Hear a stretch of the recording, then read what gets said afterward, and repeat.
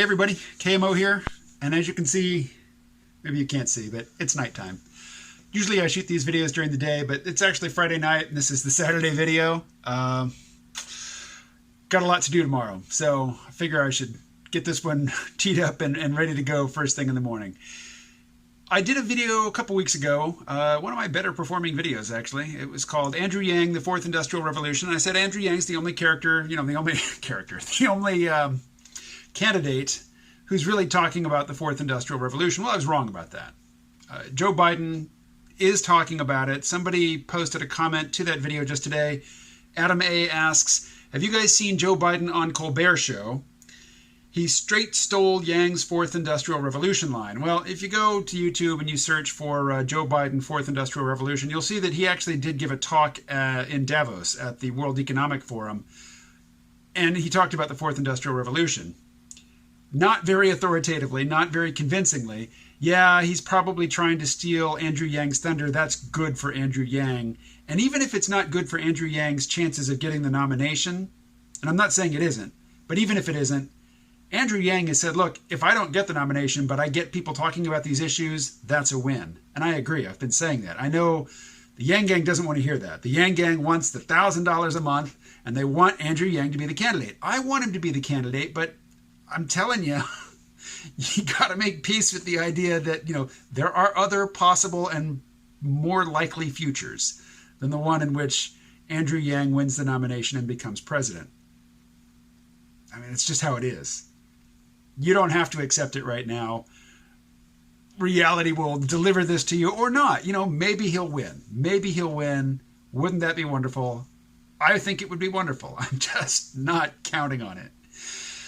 But somehow I got my wires crossed. I went to go watch the Colbert Report segment. I wish it was the Colbert Report. I don't have any use for Stephen Colbert's current incarnation as like the next Jay Leno or the next Johnny Carson. It is so vapid. It is so vanilla. I don't really like to use this, this insult, but it is so frickin' baby boomer normie. It is just, I have no use for it. And I guess my brain was defending me because somewhere along the line, instead of whatever I typed to try to find that, I ended up watching the CNN Climate Town Hall segment with Joe, where his eye fills up with blood. And I had heard about that, but I haven't sought it out to watch it. But actually seeing it, wow, I cringed. That was unpleasant to look at.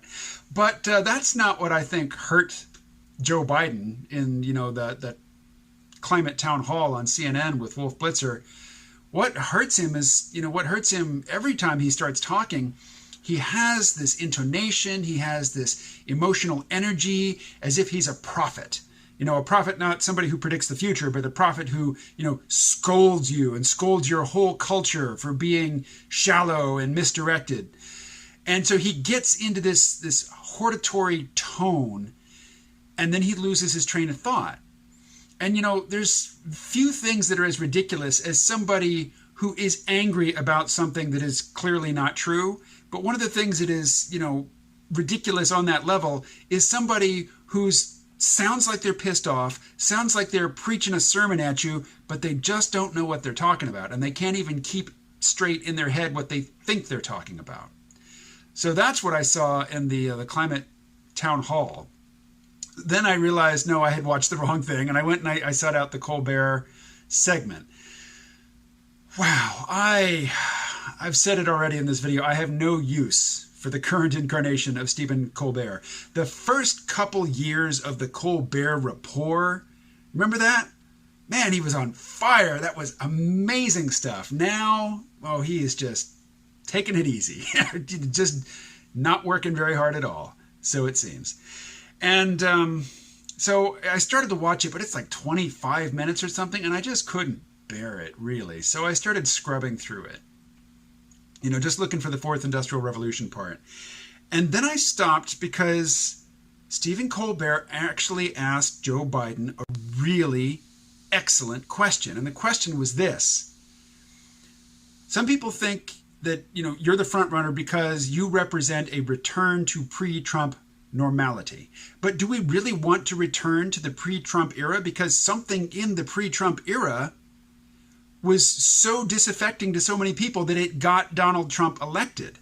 I thought that was an excellent question, and Joe Biden completely failed to answer it. He just responded with some platitudes about how great America is, and he didn't acknowledge the heart of the question, which is something in that Obama era and earlier. I mean, Obama didn't create all the problems of that period, but something that was really active and vital and important,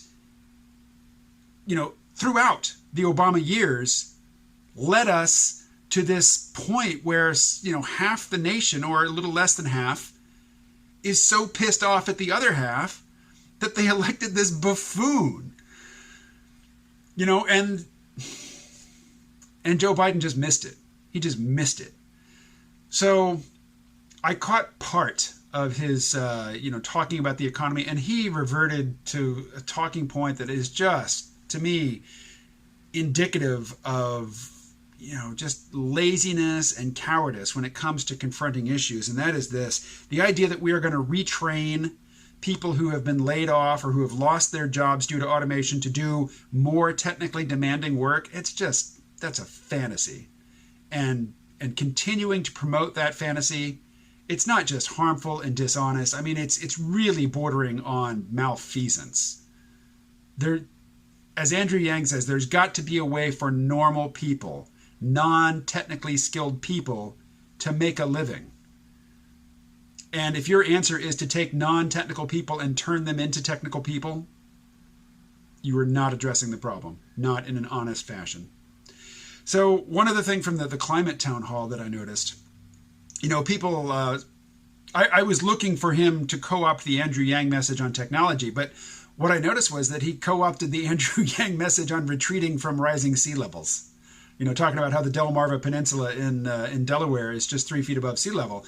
And, when it gets wiped out by hurricanes and whatnot, that we really shouldn't rebuild it to what it was before. We should rebuild to the minimum necessary and, relocate people elsewhere. That's the Andrew Yang message on climate, which got Andrew Yang labeled a total pessimist, a nihilist, after he said it in the debate, that a certain amount of climate change effects are baked in at this point. We will have to adapt. And it's not the whole of his plan, but, part of the adaptation is to give people the resources they need to relocate and to decide for themselves how they're going to respond to what is obviously an increasing pressure that our society is going to have to adapt to, both collectively and at the individual family level. So that's what I saw.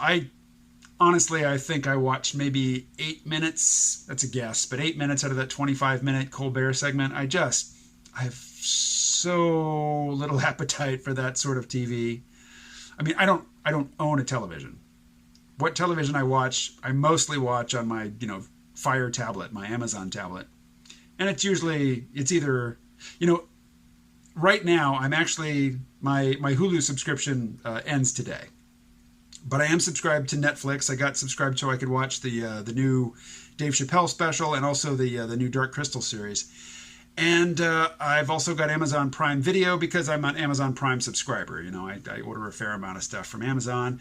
And if I had to choose just one online source for video content, it would be YouTube. I would take YouTube over Netflix and Hulu and Amazon Prime, hands down. No contest. I watch a heck of a lot more YouTube than I do any of those others. And YouTube is free. It's just how it is. Okay. Did I answer your question? And did my answer spark any new questions? If so, post them below. And I really enjoy addressing questions from video viewers. So, keep them coming. Talk to you tomorrow.